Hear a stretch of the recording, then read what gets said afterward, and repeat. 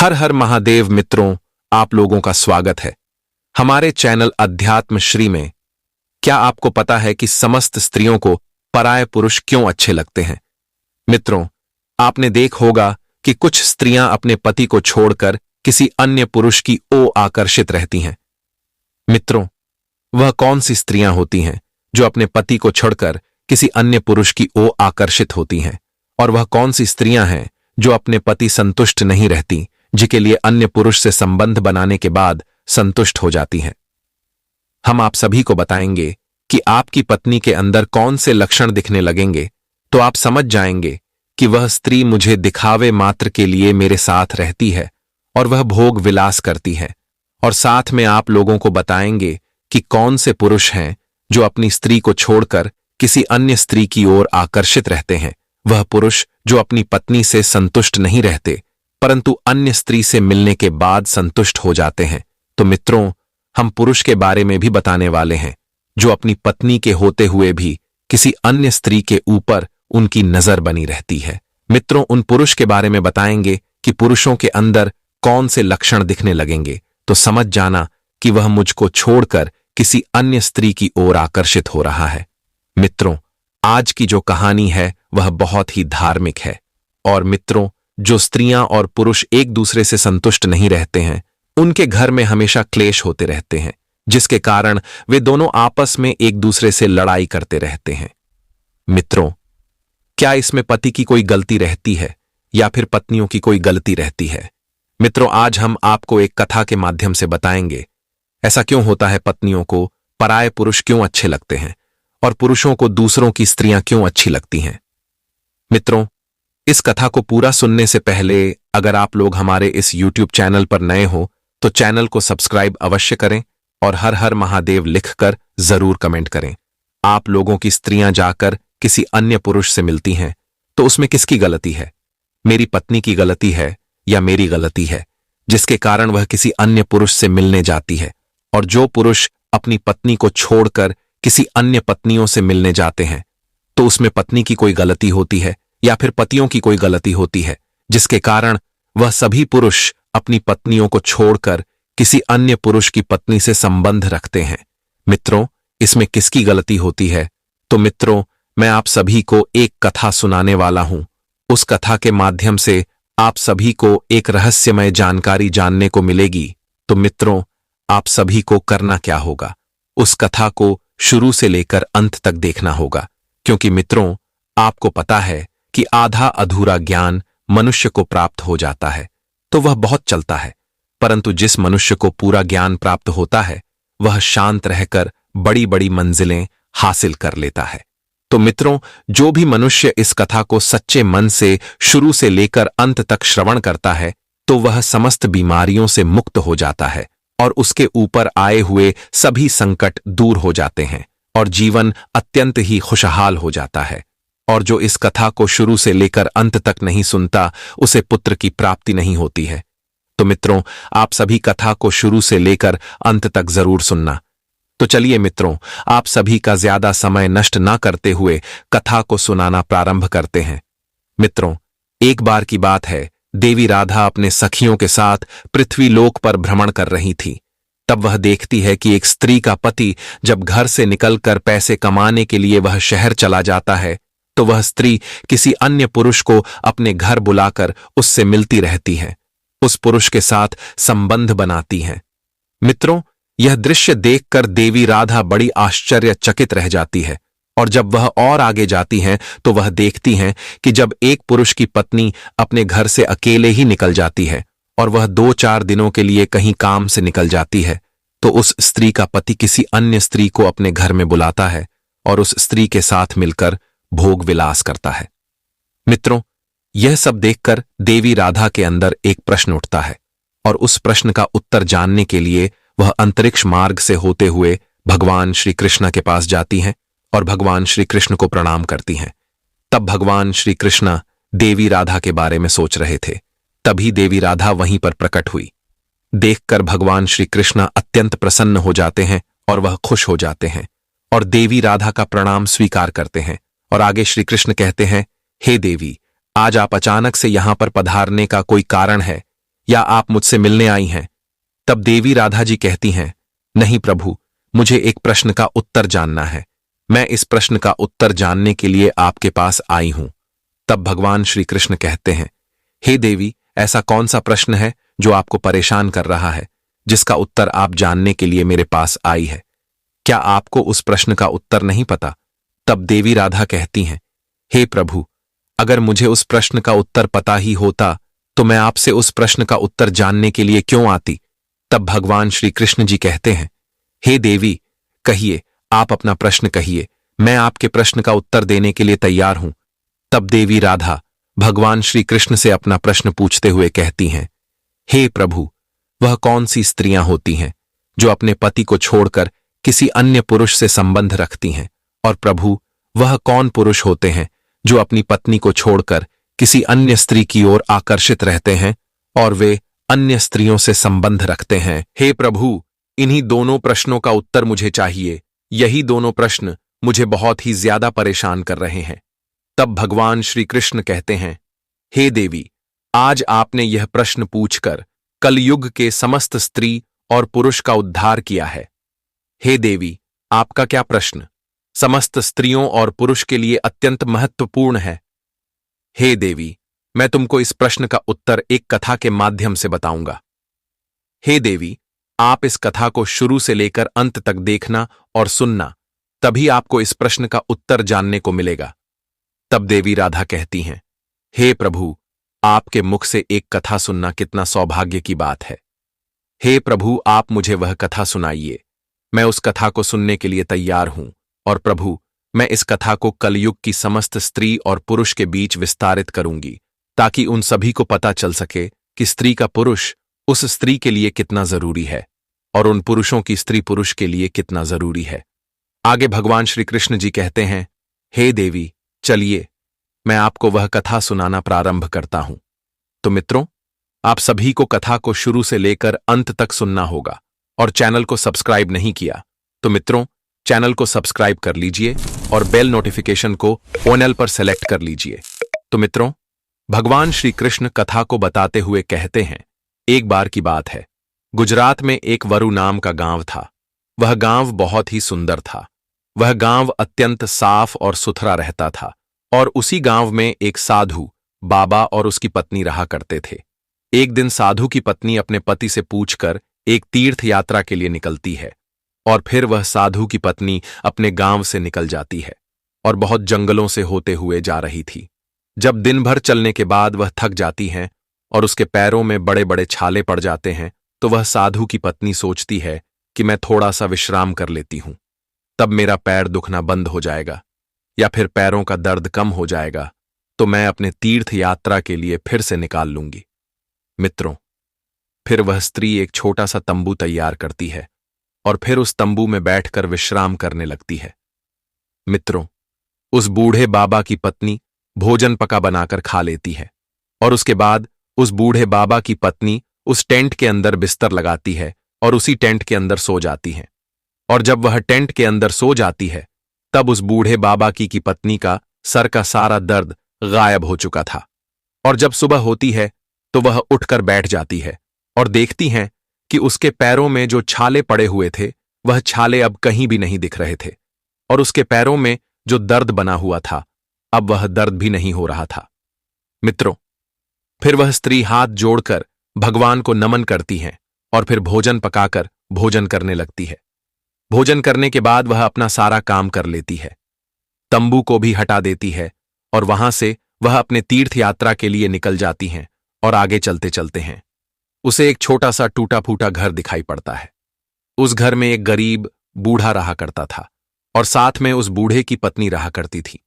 जब बूढ़ा आदमी एक साध्वी को रास्ते से जाते हुए देखता है, तो वह बूढ़ा उस साध्वी से मिलने के लिए निकल पड़ता है। तब उधर साधु बाबा की पत्नी चलती ही जा रही थी, तभी उसे एक हलचल सुनाई पड़ती है। तभी वह देखती है कि एक बूढ़ा आदमी लाठी के सहारे चलता हुआ उसी की तरफ आ रहा था। तो वह बूढ़ी औरत सोचती है कि यह आदमी इतना बूढ़ा हो गया है, तब भी यह पूरा इस जंगल में कहां भटक रहा है, इतना सोच रही थी। तब तक वह बूढ़ा साधु बाबा की पत्नी के पास आ जाता है और वह साधु बाबा की पत्नी को प्रणाम करता है और कहता है, मां जी, क्या क्या आप मुझे बता सकती हैं कि जो माँ बाप अपने बच्चों का पूरा ख्याल रखते हैं, उन बच्चों की हर जरूरत को पूरा करते हैं, उन बच्चों की हर मांगे पूरी करते हैं, क्या उन्हें मुझ जैसा दिन देखने को मिलता है?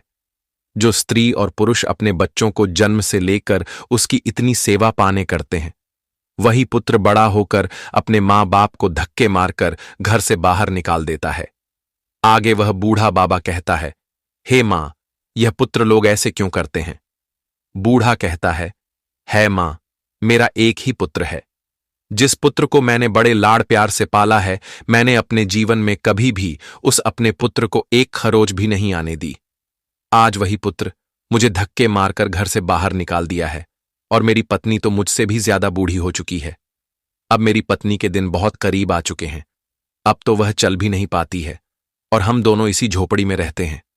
मेरी पत्नी उस झोपड़ी में लेटी हुई है, और मेरे घर में खाने के लिए अन्न का एक दाना भी नहीं है कि मैं अपनी पत्नी को कुछ खिला पिला दूं। मेरी बात तो ठीक है, मेरी पत्नी बहुत ही बीमार है, उसे खाने पीने की अति आवश्यकता है।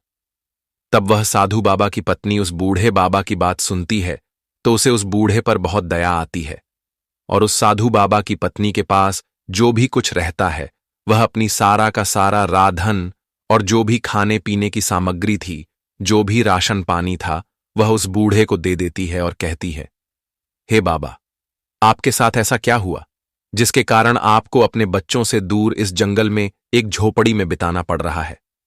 ऐसी क्या समस्या थी जिसके कारण आप दोनों इतना दुखदायक जीवन व्यतीत कर रहे हैं? इतना कहते ही उस साधु बाबा की पत्नी का चेहरा दया से लाल हो जाता है। तब बूढ़ा बाबा कहता है, हे मां, चलिए, मैं अपने कुछ बीते हुए पल में चलता हूं, जहां पर मैं और मेरी पत्नी और मेरा एक बेटा था, जहां पर हम दोनों बहुत खुश रहते थे। तब उस बूढ़े बाबा ने उस साधु बाबा की पत्नी साध्वी को अपने बीते हुए पल की कहानी सुनाना प्रारंभ करता है और कहता है, हे मां, जब मैं और मेरी पत्नी का विवाह हुआ तो हम दोनों बहुत खुश रहते थे, और कुछ समय बाद मेरी पत्नी गर्भवती हुई और मुझे एक पुत्र का वरदान मिला। हम दोनों को अपने पुत्र से बहुत प्रेम था। मैं अपने पुत्र की हर मांगे पूरी करता था। उसे उसके जीवन में कभी भी किसी चीज की आवश्यकता होती थी तो मैं उसे लाकर दे दिया करता था, और अगर वह किसी बात के लिए नाराज हो जाता था तो हम दोनों उसे किसी न किसी बहाने से उसकी नाराजगी दूर करते थे।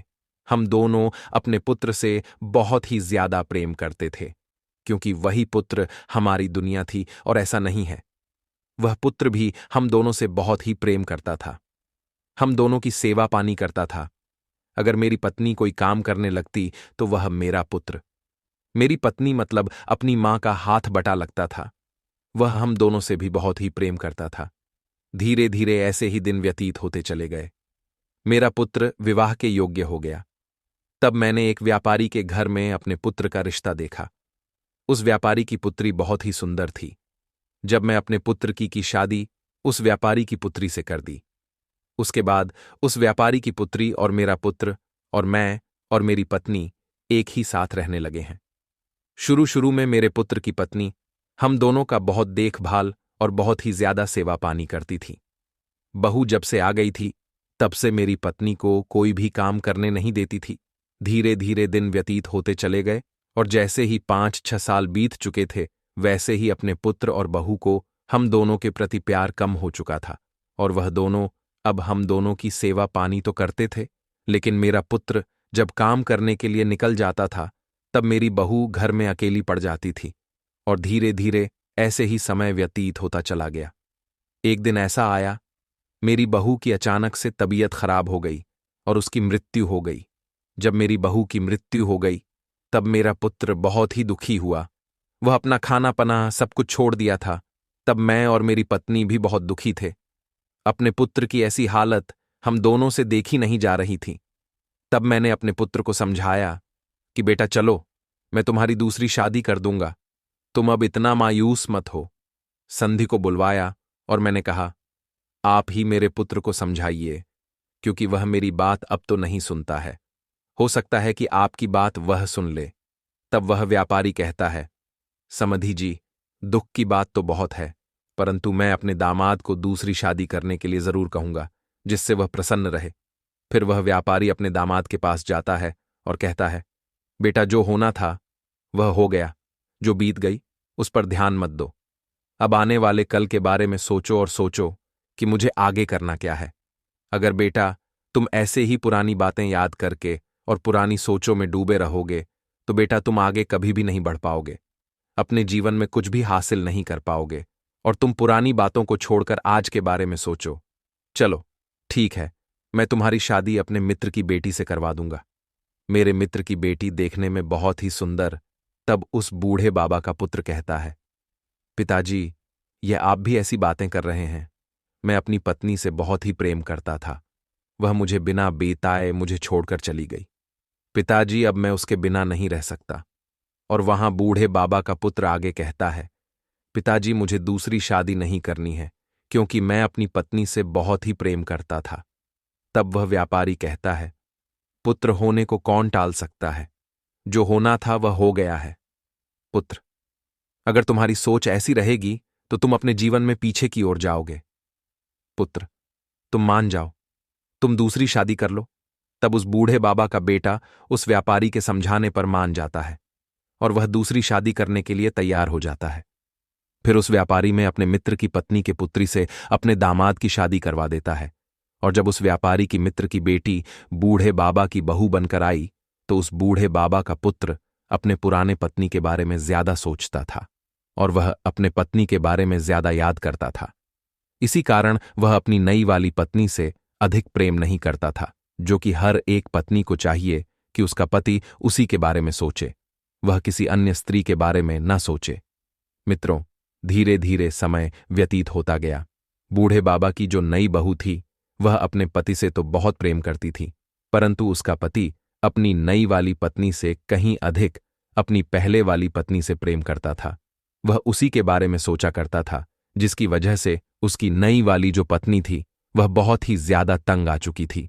अब वह बूढ़े बाबा की बहू जब वासना से भर जाते थे तब उस बूढ़े बाबा का बेटा उसकी बहू की वासना को पूर्ति नहीं कर पाता था। वहां अपनी पत्नी की ख्यालों में खोया रहता था और धीरे धीरे इसी तरह समय व्यतीत होता चला गया।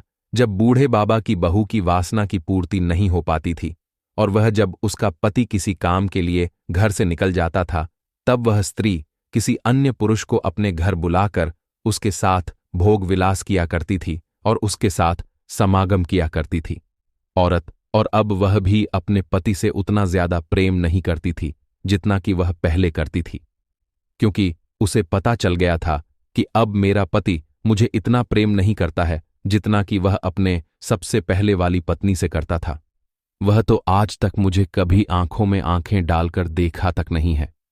मित्रों, आज वह बूढ़े बाबा की बेटे की पत्नी कहती है, अब मुझे अपने पति को छोड़कर यहां से चली जाना चाहिए, क्योंकि मेरा पति मेरी उत्तेजना को शांत भी नहीं कर पाता है। जब मेरा पति मेरे पास रहता है तब वह तो मेरी तरफ पीट कर ही लेता है।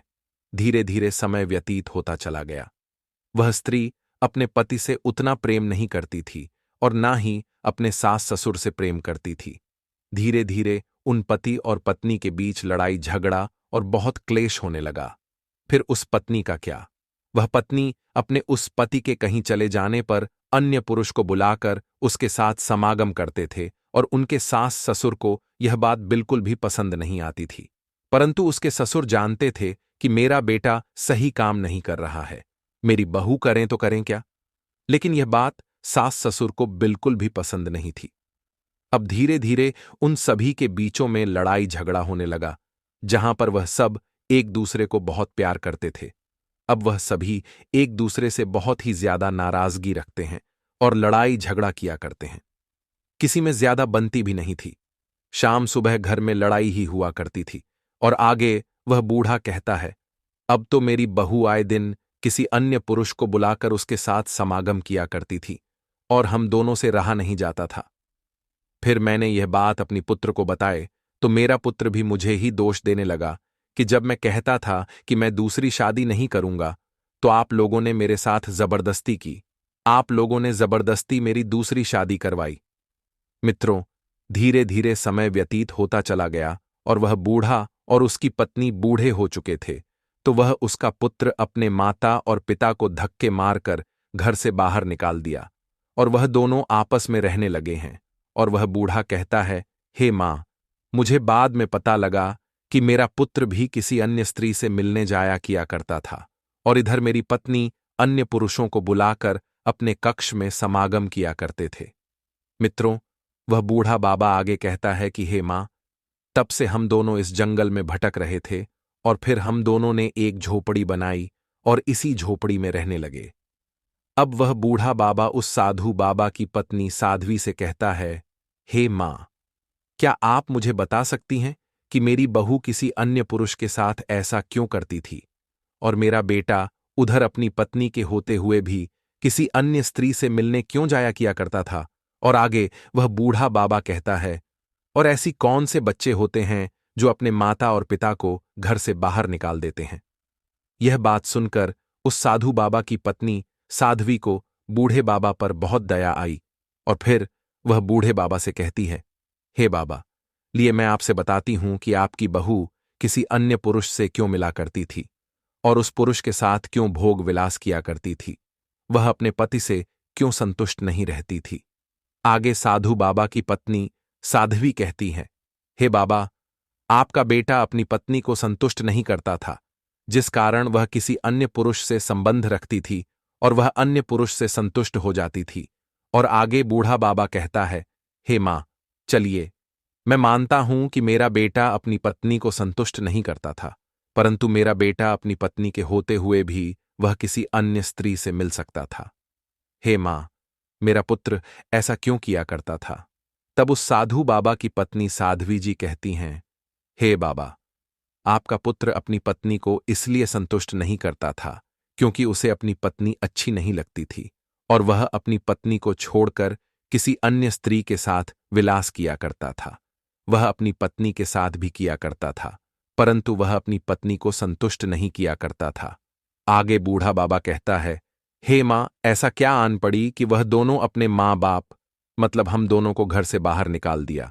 तब उस साधु बाबा की पत्नी साध्वी जी कहती हैं, हे बाबा, आप दोनों उन दोनों के जीवन में बाधक बन रहे थे, उन दोनों के कार्य में रुकावट बन रहे थे, जिसके कारण वह दोनों आप दोनों को घर से बाहर निकाल दिया। अब वह दोनों यह सब आराम से रह रहे हैं। आगे फिर उस साधु की पत्नी कहती है बाबा, अब मुझे तीर्थ यात्रा के लिए निकलना होगा क्योंकि बहुत ज्यादा समय हो गया है। मुझे आपसे बातें करते हुए मुझे अब शाम तक अपनी यात्रा को सफल करना है। फिर वह साधु बाबा की पत्नी जाने लगती है और उधर दूसरी तरफ वह बूढ़ा बाबा उस साधु बाबा की पत्नी ने जो भी कुछ दिया था उसे लेकर अपनी झोपड़ी में चला जाता है। और मित्रों, आगे भगवान श्री कृष्ण जी कहते हैं, हे देवी, चलिए, मैं आपको आपकी प्रश्न का उत्तर देना प्रारंभ करता हूं। आगे भगवान श्री कृष्ण कहते हैं, हे देवी, तुम्हारा पहला प्रश्न यह था कि वह कौन सी स्त्री है जो अपने पति को छोड़कर किसी अन्य स्त्री के साथ भोग विलास किया करती है। तो है देवी राधा। तुम समझ लो, जो स्त्री या पुरुष चरित्रहीन होते हैं। ऐसे चरित्रहीन स्त्रियां पुरुष को हमेशा दूसरे का पति या दूसरे की स्त्री ही अच्छे लगते हैं। जिस प्रकार उस बूढ़े बाबा की बहू और उसे बूढ़े बाबा का बेटा दोनों ही चरित्रहीन थे। जो स्त्री या पुरुष चरित्रहीन होते हैं उन्हें नरक की यातनाएं सहन करनी पड़ती हैं। और उस बूढ़े बाबा की जो पहली बहू थी वह बहुत ही धर्म का मन रखने वाले और पूजा पाठ करने वाली और पतिव्रता स्त्री थी। ऐसी स्त्रियों को स्वर्ग प्राप्त होता है और वह स्त्री स्वर्ग में गई थी। तो मित्रों, आप सभी ने इस कथा को यहां तक देखा है, तो आप सभी जान गए होंगे कि वह कौन सी स्त्री और पुरुष होते हैं जो अपनी पत्नी को छोड़कर किसी अन्य पुरुष के साथ संबंध रखते हैं। और इसलिए मित्रों, प्रत्येक स्त्री को अपने पति के साथ और प्रत्येक पुरुष को अपने स्त्री के साथ ही यह सारे काम करने चाहिए। जो भी स्त्री अपने पति को छोड़कर किसी अन्य पुरुष की तरफ आंखें उठाकर नहीं देखता, उसे एक गुरवा पुत्र की प्राप्ति होती है। और जो भी पुरुष अपनी स्त्री को छोड़कर किसी अन्य पुरुष की ओर आकर्षित नहीं होते हैं, उनके घर में सदैव माता लक्ष्मी वास करती हैं और उनके घर धन और घने से भर जाता है। तो मित्रों, आप सभी को यह कथा कैसी लगी? कमेंट बॉक्स में कमेंट करके जरूर बताएं। अगर आपकी भी स्त्री ऐसी है तो कमेंट करके उसका नाम जरूर लिखें हैं। और मित्रों, अभी तक आप लोगों ने हमारे इस सब्सक्राइब नहीं किया तो चैनल को सब्सक्राइब करके बेल नोटिफिकेशन को ओनेल पर सेलेक्ट कर दीजिए और कमेंट बॉक्स में जाना और हर हर महादेव जरूर लिखकर कमेंट कर देना। तो मित्रों, आप सभी को यह वीडियो यहां तक देखने के लिए दिल से धन्यवाद। मिलते हैं और किसी कथा के साथ, तब तक के लिए राधे राधे, हर हर महादेव को।